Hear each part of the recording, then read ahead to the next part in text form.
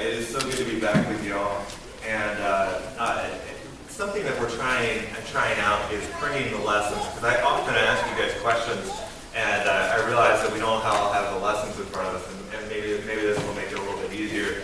So if I were to ask you about the gospel lesson today from Matthew, if I were to ask you what it's about, what would you say? How would you sum it up? Pretend you're back in English class for a second. Some of you don't have to pretend. What would you say are main points or words that jump out at you?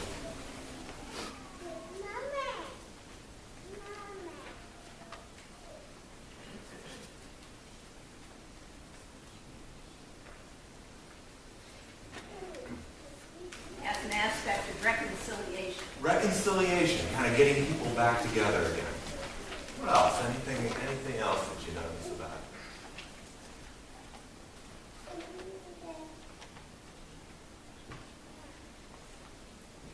Yeah. How about the banner up there? About the banner. Okay. What about it? Listen and learn and invite. All right. All these things that are a part of again of kind of reconciliation and the life of church. Anything else that you notice? And I'm not looking for something specifically. I'm curious. I'm taking notes for future sermons.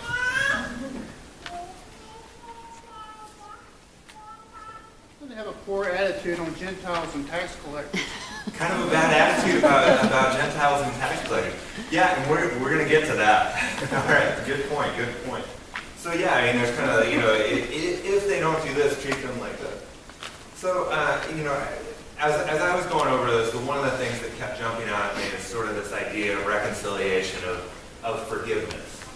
All right?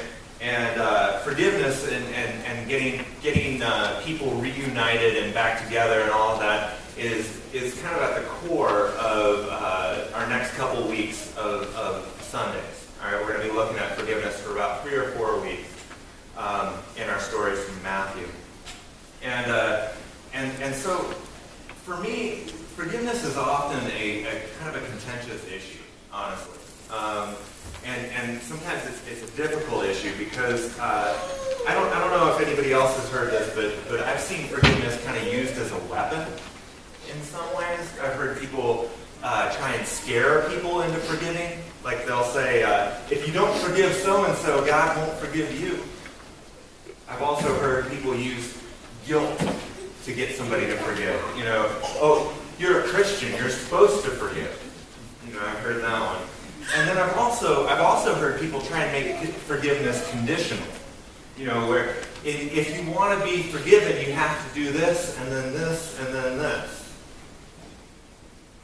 And I'm not sure if any of these ideas or beliefs about forgiveness are what Jesus is talking about to his disciples, to his church, to you and me this morning. I found out that as I started going to school to be a pastor, I found out that you don't just become a pastor to a church. You become the designated prayer, baptizer, wedding doer, funeral doer, and official God question answerer for all family functions, for friends, for strangers in airplanes. It's a very humbling and frightening experience to be identified as a person who speaks for God. One day in seminary, I got a call from one of my best friends in college. He lived next door to me, but I hadn't talked to him for a while, and so I was a little surprised that he called, and I wondered what was up. We talked for a little bit, and something was really bothering me. He said, Jim, my dad was a pretty terrible guy. He said, he hurt my mom and my little brother pretty badly. And he said, I'm really wrestling with this because I've tried to forgive. But I don't think that I'm able to. And the pain was evident in his voice. And I listened for a long time, and he said, will God still forgive me, even if I can't forgive this person? And I told him that there was nothing that he could humanly do to keep God from forgiving them. Jesus died on the cross for all people. Not for good people, not for just sorry people, for people who are repentant, but for all people. Forgiveness is not something that we can earn or deserve. So what is Jesus talking about this morning? I wonder, as I read over this, I wonder if everything depends on one little word. In verse 15, Jesus uses the word church, ecclesia, right? And it's only one of two times that Jesus uses this word in Matthew, all right?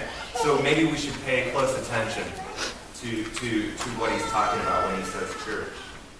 And both times that he talks about church, it has to do with the issue of offering forgiveness. So I'm curious, this morning as I look through this, what exactly does Jesus say about forgiveness within the church? Because if you feel sinned against, or if you think you see someone committing sin, you should go to that person directly.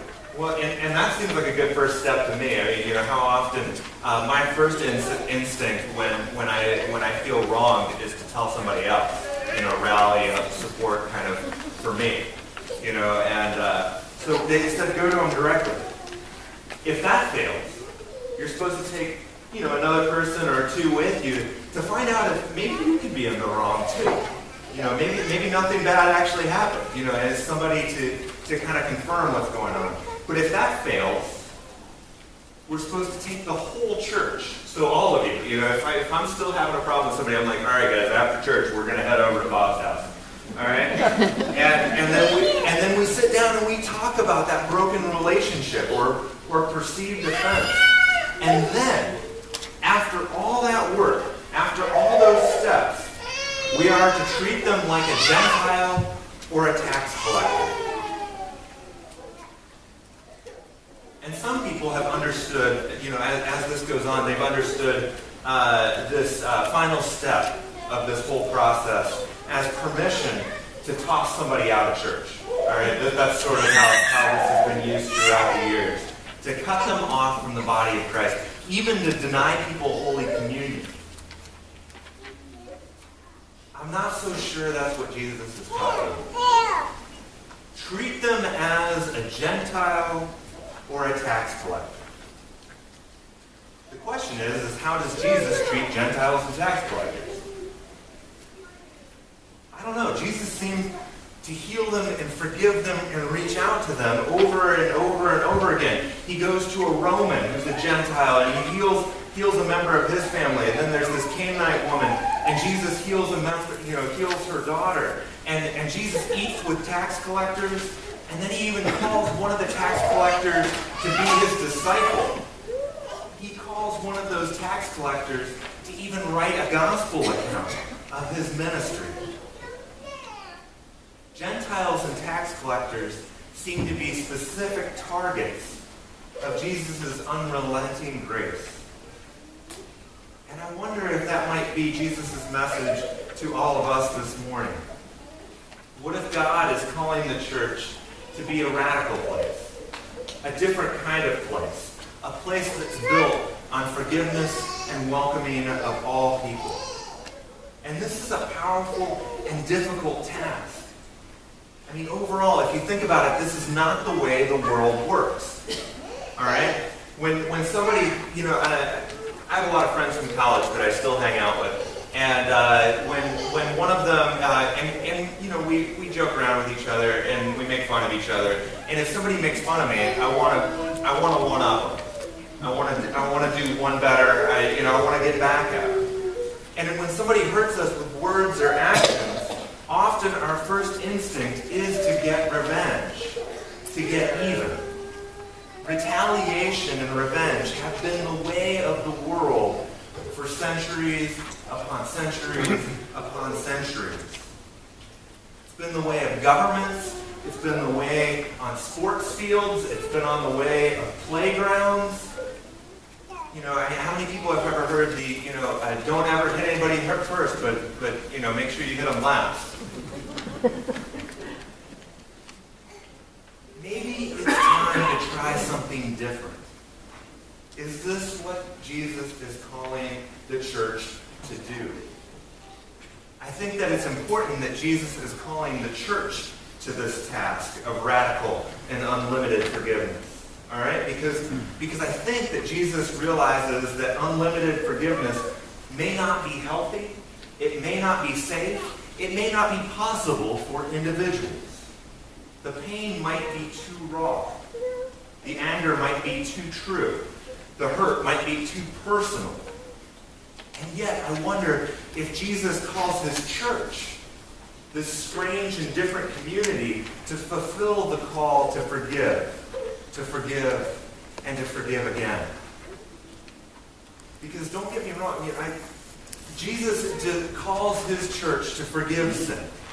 Jesus does not call his church to tolerate sin. We are called to offer and grant the unconditional forgiveness of Christ. And yet, if somebody was hurting their spouse or hurting their child, we are also called in the same bit to name that sin publicly. And the church would be the first people on the docket to call the police. Too often, society defines forgiveness as pretending that the hurt really didn't happen, or it didn't matter all that much. Part of forgiveness is recognizing that it did happen, and that it did matter a whole lot. The difficult part is what we do as the church after sin happens. All right? Preventing sin is pretty, that's the easy way. All right? Kicking somebody out of church who sins, also very easy. Shunning somebody or shaming somebody, easy. I want to go back to that person that was abusing their spouse or their child. What would a church look like that went and visited that person while they were in prison? While they were serving out their punishment for what they did that was very wrong? What if they went and ministered to them? What would a church look like if they went, when that person got out of jail, they were the people there to pick him up and help put the life back together? That is the radicalness of God's love and grace. Could I do this? I don't know. Could we do this? Jesus seems to think so. The problem with our forgiveness being an unconditional gift from God is it means that other people's forgiveness is also an unconditional gift from God. I don't know about you, but this whole process of naming sin, of confronting sin, and offering repeated grace to sinners sounds really hard. It sounds difficult. It sounds awkward. And yet, I wonder if this is who we are called to be. I wonder if this is who the world desperately needs the church to be. I mean, we live in a world where wrongs are highlighted. I mean, how much of our news is somebody making bad decisions? We live in a world where social media moralizes and reminds us of our worst moments and puts them on display for everyone. What if there was a community? What if there was a place where people could offer a person who was a murderer, who was a drug dealer, who was an adulterer, who was an addict, who was a liar, who was a nobody, a new name? What if there was a place that would call them child of God? One of my greatest heroes, and I've talked about him in sermons before, Jesuit priest in L.A., and he's working with gang members. And basically what he does is he takes gang members and he gives them jobs. And they work they have a tortilla making plant, they have a coffee shop, they have a t-shirt silk screening program. Very, very cool stuff. Homeboy Industries, check it out if you're interested. Their motto is nothing stops a bullet like a job. All right? I've heard him speak, and he came in, and we had about 500 people in a church listening to him. And he said, actually, our motto should be something different. He said, our motto should be, you just can't disappoint us enough. said, these kids, he said, some of our successful kids that have gotten out of gangs, I fired them 10, 20 times. He said, there are consequences for making mistakes, for doing things wrong. And yet, he said, there is always grace when you come back and again and again. You just can't disappoint us enough. And I love that image of God. And I wonder, how can church embody that?